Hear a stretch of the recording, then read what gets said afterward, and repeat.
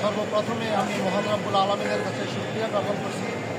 দীর্ঘদিন পর আন্দোলন সংগ্রামের পরে এই স্বাধীন বাংলাদেশে আসতে এবং আমি আমার কাছে আজকে ভালো লাগছে একটা মাহেন্দ্র খর আমার জন্য। আমরা যারা প্রবাসে আন্দোলন করেছি, আমরা একটা সুবিধাজনক আন্দোলন করেছি, কিন্তু আপনারা যারা এখানে আন্দোলন করছেন আপনারা অনেক রিস্কের মধ্যে থেকে আপনারা যখন আন্দোলন করতে দিচ্ছেন অনেকে শহীদ হয়েছেন। আমি শ্রদ্ধা বলে তাদেরকে আজকের দিনে স্মরণ করছি। আমি স্মরণ করছি বিগত জুলাই আগস্টে যারা নিহত হয়, বিশেষ করে আবু সাঈদ, মুক্ত এবং ছাত্রনেতা ওয়াসিম যখন নিহত হয় শহীদ হয়, তারপরে আন্দোলনের ধারাটা অন্যভাবে প্রভাবিত হয়েছে। সেজন্য তাদেরকে আজকে শ্রদ্ধার সাথে স্মরণ করছি। আপনারা জানেন আমাদের যে লক্ষ্য, আমাদের আন্দোলন, আপনারা আন্দোলন করেছেন, আমরা আন্দোলন করেছি, এটার মূল উদ্দেশ্য হচ্ছে বাংলাদেশের মানুষের বাক স্বাধীনতা ফিরে পাওয়া, বাংলাদেশের মানুষের মৌলিক অধিকারগুলি ফিরে পাওয়া এবং বাংলাদেশের মানুষের ভোটের অধিকার ফিরে পাওয়া। তো আলহামদুলিল্লাহ আমরা এখন ফেসিস্ট থেকে মুক্ত হয়েছি। একটা দানব সরকার ছিল, সেই সরকার থেকে আমরা মুক্ত হয়েছি। কিন্তু আমাদের লক্ষ্য হচ্ছে, আমাদের দলের ভারপ্রাপ্ত চেয়ারম্যান জনাব তারেক রহমান সাহেব উনি বলেছেন যার ভোট সে দিবে, যাকে খুশি তাকে দিবে। আমাদের লক্ষ্য হচ্ছে ভোটের অধিকার ফিরিয়ে পাওয়া। আপনাদের আন্দোলন, আমাদের আন্দোলন, আমরা প্রথমত বিজয় হয়েছি, তারপরে আমাদের লক্ষ্য হচ্ছে ভোট। এখন সংস্কার, অনেকেই যাচ্ছে হ্যাঁ সংস্কার করতে হবে, যে পরিমাণ সংস্কার করে একটা নির্বাচনের অবাধ সুষ্ঠু নির্বাচনের আয়োজন করতে হবে এবং নির্বাচিত সরকারের অধীনে ক্ষমতা হস্তান্তর করে দেশ পরিচালনা করার জন্য দায়িত্ব অর্পণ করতে হবে। তাহলে প্রত্যেকটা সেক্টরে এটা ভালো চলবে। আর আপনারা জানেন বিগত ফ্যাসিস্ট সরকারের আমলে বিভিন্ন প্রতিষ্ঠানে এভাবে লুট করা হয়েছে, লক্ষ লক্ষ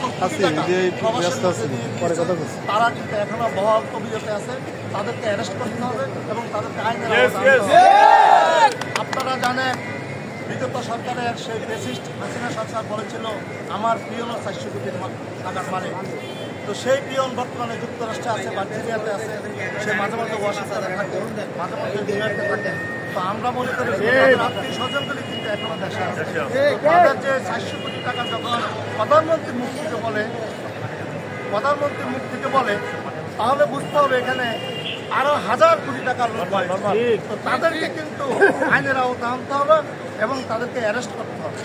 আমি আজকে আপনারা যারা এখানে এসেছেন আমাকে শুভেচ্ছা জানানোর জন্য, বিশেষ করে আমি আমার অত্যন্ত স্নেহের ছোটো ভাই আবু ফয়েজ সহ আপনারা যারা এখানে এসেছেন আপনাদের সবাইকে আমি ধন্যবাদ জানাচ্ছি। আশা করি আমাদের মধ্যে ঐক্য থাকতে হবে। আমরা যদি ঐক্য বিনষ্ট করি তাহলে আমরা কিন্তু আমাদের যে লক্ষ্য সেই লক্ষ্যে আমরা বুঝতে পারবো না। এই ঐক্য ধরে রাখতে হবে এবং আপনারা জানেন যারা ষড়যন্ত্র করে, ষড়যন্ত্রকারীরা কিন্তু বসে না, তারা বিভিন্ন জায়গায় ষড়যন্ত্র করে, তারা কিন্তু